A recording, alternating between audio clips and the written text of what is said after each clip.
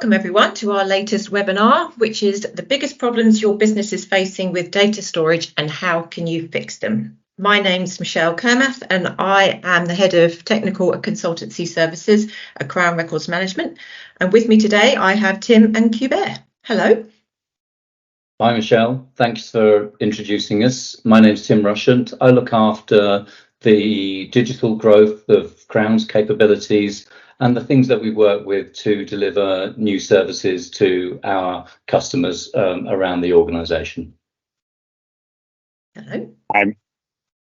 Hi, Michelle. Hi, Tim. Thank you very much for having me. And I'm Kubair Shirazee. I am an enterprise agile coach, and I help organizations of all sizes to create a culture of continuous improvement and help them innovate stuff, get their teams enabled with agility. And I'm here to talk to you about my experiences with digital transformation that takes into account data storage and its challenges.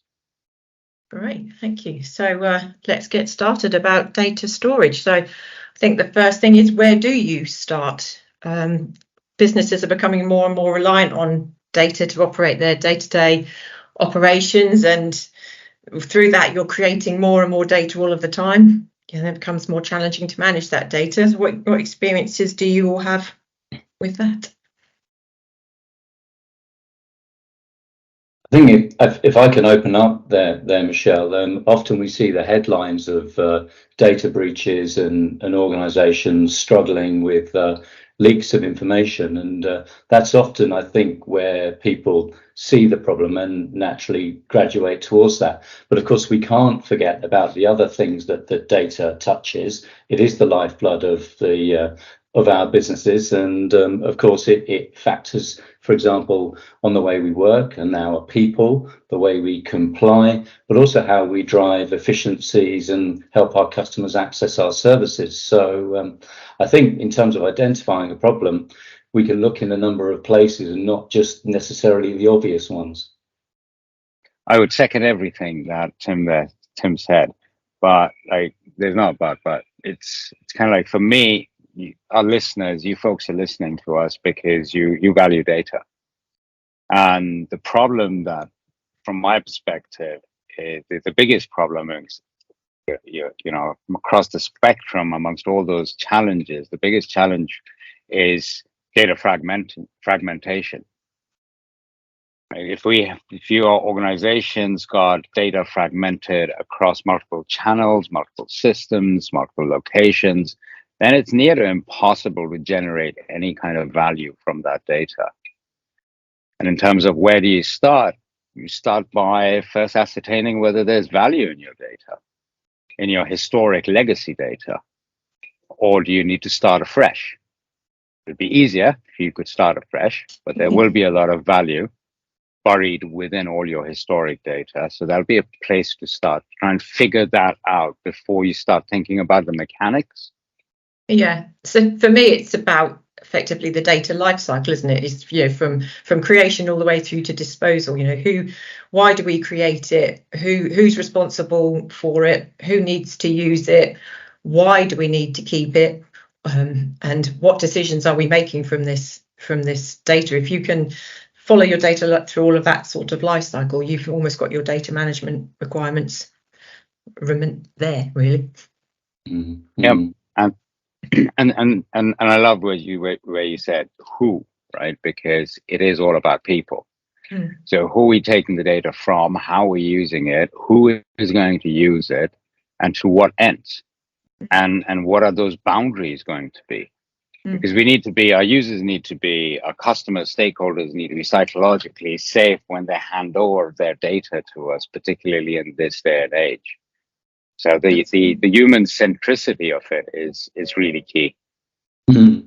And it's interesting balancing that need for people to access information kind of as easily as possible so that they have a great service. But of course, there's a tension there because we have to be very, very careful about what they see and do and when. And I think that's at the heart of some of our challenges here. We don't want to kind of interfere with the service that we want to deliver, but at the same time, the penalties are high for getting it wrong. They are, and the we can have the same data sitting in so many different places. So there's even more opportunities for getting it wrong, isn't there? As you mentioned earlier, Kubair, the different locations that could be where the people are, but can also be where the IP is, or where the computers are, or the technology can be distributed across many locations. So lots of opportunity for breaches or consequences and risks. Indeed, and in some cases, that fragmentation is necessary, right? Because it depends on what kind of data you hold. You might need a data center stateside. You might need a data center in Germany, one in China, and one in England, because you need to comply with the regulations. So it's not as easy as saying, okay, let's not fragment our data, let's put it all in the same bucket. If someone does that, and they will be in breach of a whole range of compliance regulations. Definitely. So ultimately, we need to first of all work out what data we actually need, why we need to keep it, and where we need to keep it, as step one, which effectively leads us into, so where are we keeping our data? A lot of people now think about data as being cloud hosted, that's the easier way to do it. But also for me, we shouldn't forget that data might not already be in digital format. Data could still be in physical format. It could be that they've only just scanned a copy and not taken any data off it. So data sits in many formats. So when we're thinking about how we store our data, for me, we have to consider all of different types of data format. Yeah, and it's interesting because there's a comfort factor when we talk about, I don't know, moving things to the cloud or locating information on our server farms and so on. But of course, we do forget with that fragmented way of working and the legacy of laptops and physical information, iPhones and other elements and messaging and various other things that come in. The landscape is so complicated, and actually we can't forget that there are many, many different places where this detail is stored. Of course, it has to be policed in a very similar way and nurtured and looked after in a very similar way.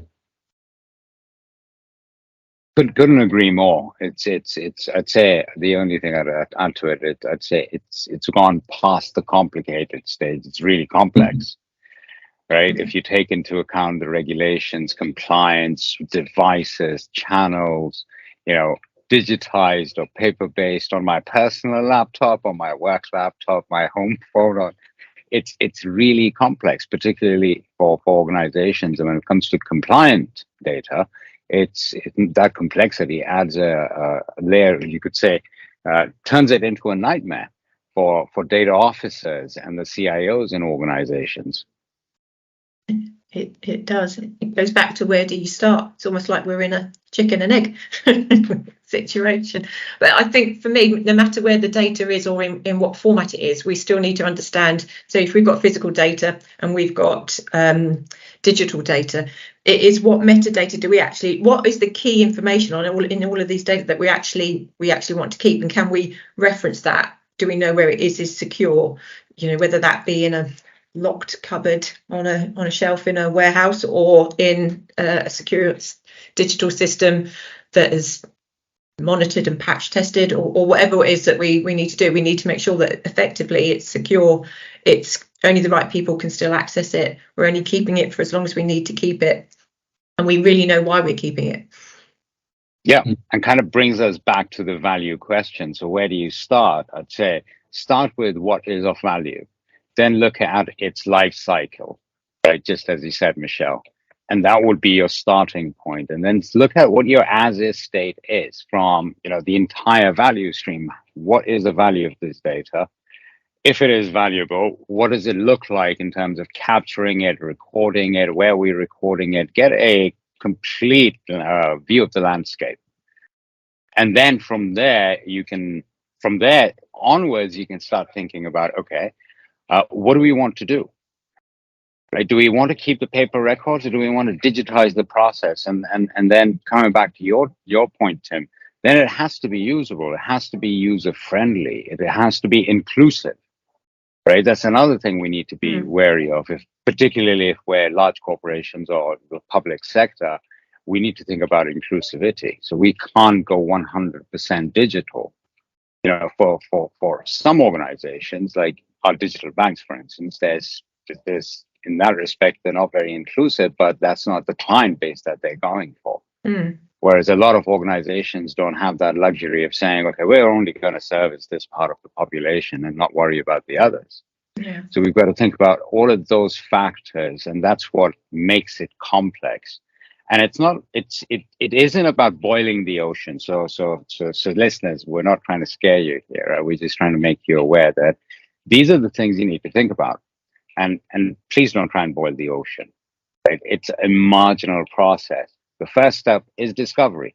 What's of value? Where does it sit? How do we use? Do we need to continue using it? Identify the redundancies in the data that we capture.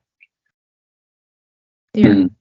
And it's clear that I mean, we work with hundreds of organizations who deal with these challenges. They are all on a digitization journey in one shape or another, and that will vary in its emphasis from sector to sector. One of the things that we're trying to do, though, is to marry together the physical and digital environments, for example, by creating new portals and other types of solutions to help them make those baby steps. Because, yeah, it is difficult to know where to start, particularly if people are facing conflicting priorities. The other thing is, of course, that often in the online world that we live in, physical information can be a little bit invisible, and that's an important consideration, because that means that there is essential information that people aren't using to make decisions just because it's held in the physical environment. And this is another reason why we find the need to look at more creative ways to make this information more accessible, potentially to a slightly different audience to the ones that were using it before. Certainly the benefits of speed and cost and other things figure into that, but of course security is up there as well. Yeah, and informed decisions on that data. You know, people want to make business decisions with that information, don't they? And if you don't trust the data, if it's not easily available, if it's not reliable, then you're not going to want to make business decisions on it. You've got to be able to get that live data quick and trust it to be able to have that in some sort of reporting format. So again, you need to be able to store your data in a way that makes it accessible for you to use to make decisions. And both of you mentioned really great points there. And in terms of accessibility, there's also the audience question, right? If you're going to be using it for decision making, then you want to visualize that data. Whether that is charts, tables, graphs, or whatever. There's a lot of really cool tech out there, that can help you visualize your data. But then it boils down to crap in, crap out. So you want to make sure that you've got a strategy for maintaining that data as well. Right? Absolutely. It's not just about let's just digitize and then start using it. It's about maintenance of that data, redundancy of that data, cleaning up that data. It again, we're not trying to scare you off digitization, but there is a lot that needs to go into it. It's not as simple as, okay, we'll just put our data on the cloud. No, it's not. And all of that, there are other considerations for companies to take on board, which are the costs and how this actually works for them. So they can go through the data life cycle, they can understand what they need, but what is the cost of that, and what are the gains, what are the efficiency gains from doing that, and what are even their options to understand that. So there's a lot to think about once you've got through all of that stage, really. Oh, absolutely. When we're looking at where we're going to store our data, we need to consider obviously the on-premise, and now that's good for teams that need high security over their data. However, that comes with the cost of having and maintaining a team that is competent and stays on top of their game, particularly the security team. So that has a cost associated as well. And when it comes to off-premise on cloud, yeah, that's great if your needs aren't such. But the return on investment over there is lower, because obviously it's gonna in the long term, it's gonna end up costing you a fair bit. Plus, there's also accessibility issues and what your exit strategy is going to be, right? Mm. Yeah. Mm. Mm. And that's a lot of, sorry, that's a lot around sensitive data as well. So there are, you say organisations, they feel almost reassured when it's their sensitive data of having it on premise, but and it's understanding what opportunities are off premise that actually they gain from people who are constantly monitoring that, checking for vulnerabilities and breaches within the data, things that all of that you say has to be in-house if you're going to keep everything on premise. So that, there's considerations both ways, isn't there? Mm. And going back to a point I think I made earlier on, actually most organizations have a hybrid of all of these things, even though the strategy might be, yes, we're going to go to the cloud because really it's not a core competence of ours to manage large amounts of data and the infrastructure needed to support that and so on.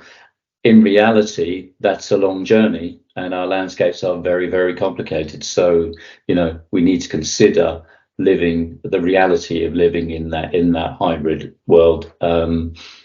I really don't come across many companies that are purely one or the other. No. Absolutely. It's going to be a mixed landscape. And you'll have to figure out what's of value to keep on premise and what's of value to store on the cloud. What do you need access, real-time immediate access to? You might want to put that on the cloud. What is really sensitive, particularly around, corporate data and strategies and product innovation plans, you might want to keep it under lock and key on premise. But then there's that complexity as well of people roaming around with that data on their laptops, right? So it's not a simple landscape. For that, you can bring in policies around compliance. You can have encrypted data on your laptops as well. So obviously, tech's gone a long way to address those things. But again, do think of those things. Also, you need to think of your physical space, don't you? So if you have it on premise, IT equipment needs racks, temperature gauges, the space around the server. So sometimes the choice could be driven by physical space and premises. So again, that might drive a hybrid or drive completely off premise. Yeah, and I was just thinking a bit about the ROI question. Of course, with changes in working practices and things like that have happened in the world post-COVID, although you could argue that these things are happening anyway, we're seeing that a move to the cloud is being driven by the need to support flexible working, of course. And when things were solely hosted on-prem, it was harder for people to effectively access them remotely or from anywhere in the world for that matter. And these sort of factors that relate to the way we work and the changing way we work, of course, have a strong bearing on the ROI conversation. Yeah, absolutely. So there is lots to consider. So we've understood the value of our data, we've understood where we want to store it, we've understood the cost and the ROI of that, and now do we feel comfortable with the security and compliance of our data and our choices? For me, I always think of the CIA triad, isn't it, where is the data confidential? Were you able to keep it private, control the access, or integrity? Do we trust the data? Do we know that the data is accurate? And is it available? Have we got it when we want it? And all of these, I always think CIA when I think about the security compliance of my data, because to me, if I very simply put it, it's all about being able to deliver the right data to the right person at the right time. And if we can control all of those aspects, we've probably can feel more comfortable within the security of our data. Mm-hmm. Yeah, and I think these kinds of checklists, they also rely on strong and well documented business processes to support them, whether you're supporting the audit trail or you're supporting an understanding of how people access and use things, or whether you're looking at how we prove governance or prove that we have achieved a certain level of security. Then, of course, these are process related and not just tech related as you would assume with a topic such as encryption or data transfers or how you manage your data center. Absolutely. And on top of that is the umbrella of governance, right? All of those things need good practices. Those good practices need teams that keep pushing the boundaries and kind of what's known in lean as the perfection challenge. Keep chasing perfection. You'll never really get it because the moment you arrive, your destination's changed. You need to consider all of those things, not from, as Tim said, from a technical perspective, but again, from a people perspective, governance perspective. There's a lot of ongoing investment that needs to go into this journey in terms of our people, helping them develop so that they can then develop or improve the governance practices that you have in place, be it tech or be it policy. Mm. And of course, this is some of the responsibility we're handing over to the large scale cloud providers. This is what they are good at and what they should be good at, and actually trusting them, if that's the right word to use, is something that organizations have to learn to do. But of course, having said that, they still need to back up the certification and other elements that they insist on from their vendors with their own strong processes and procedures and training and all the other things that go with that, even if you are working with a trusted provider. Absolutely. And you're building in things like multi-factor authentication, system permissions. Are we capturing signatures digitally? There's a whole host of things that can help secure that data, but you're right, Tim, that it comes down to the process at the beginning as well. So we talk about data transfers and think of that from a technical perspective, but what is the process behind needing to transfer that data in the first place? Why do we need to transfer that data, and what compliance requirements does the other side of that transfer have that we need to meet? What is their process that ends? So there's unpicking multiple parts of that, but knowing what your current state is, which is what I think we all said at the very beginning of this webinar, was understanding your current position is key. Mm-hmm. And of course things will unfortunately things go wrong, so if there are data breaches and challenges such as that, then have policies and procedures and again training and set expectations so that people know what to do when these things happen, and also understand that the scale and likely impact of breaches. And of course this varies from organization to organization and the nature of the breach, but nonetheless it's serious. It affects each and every one of us. It does, and another side to that is also having, we talk about policies and governance, is having backups, disaster recovery procedures, when being able to retrieve your data from a certain point in time in history, so that you're trusting that data quality. All of those are parts of your data governance policies that you need to have in place. Mm-hmm. Yeah, and many of those things, of course, are ingrained in us and have been around for a very long time, and I think those basics pay to be revisited sometimes. Absolutely. That's where the cultural aspect comes in, right? In terms of transformation, this isn't just transformation of data; it's transformation of your organizational culture, right? Everything from your data governance, HR policies, tech stack, your internal capabilities, as Tim said, figuring out whether this is our core capability. Do we want to be hosting our own data in our own data centers, or do we want to use a cloud provider and focus on what is our core business? So it all kind of boils down to culture, and what kind of culture do we nurture? Firstly, what kind of culture do we have? Kind of going back right to the beginning, right? What kind of culture do we have? What kind of culture do we want to have? And then how do we help and enable and empower our people to build that bridge for themselves? Because that's what is needed. You need to build a cultural bridge with the people. It's something you co-create. It's near impossible to just make a cultural bridge and then point our people to it and say, "There's the bridge, ladies and gentlemen, please cross it." It doesn't work like that. Right? So it's a lot more complex than simply going, okay, let's just digitize our data and start using it for decision making. Yeah. Otherwise, nobody will be on board with that. No. Yeah. So we need to make sure that we find, that whatever you put into place, whatever you adopt, meets everybody's requirements. Business, customers, staff, everyone is on board. So you need to find a right solution that matches your needs now, and later on in the future. So how, what would be some of the key points for people to consider?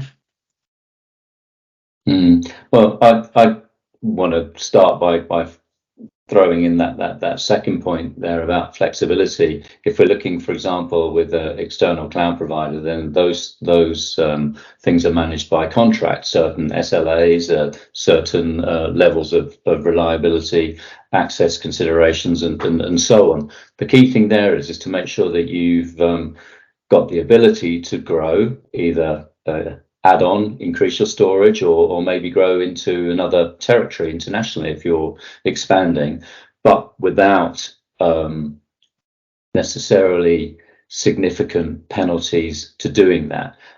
So don't be surprised if your cloud provider is going to charge you significant amounts of money for acquiring different service level or moving to a different country or whatever. Be prepared for this eventuality to happen and build that flexibility in from day one. Absolutely. That's that whole thing. Think long term. Right? Think about, again, going back to the life cycle of your data. Think how far back in history do you want to go? How far back in history do you want to carry yourself to another provider if you choose to exit your current one? And have all of those policies in place, at least a skeleton of a plan B and a plan C. You don't have to have a 200-page manual on what happens if, or what to do if this happens. You just need to have a skeleton in place, because that skeleton is going to change, from quarter to quarter as tech changes, as new providers come into play, as existing providers extend their services.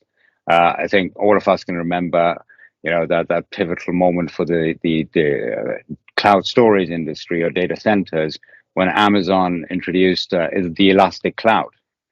Right? Within you didn't even need to click if you configured it in a way that it would just extend your capacity, your bandwidth. So those things are pretty standard now across providers.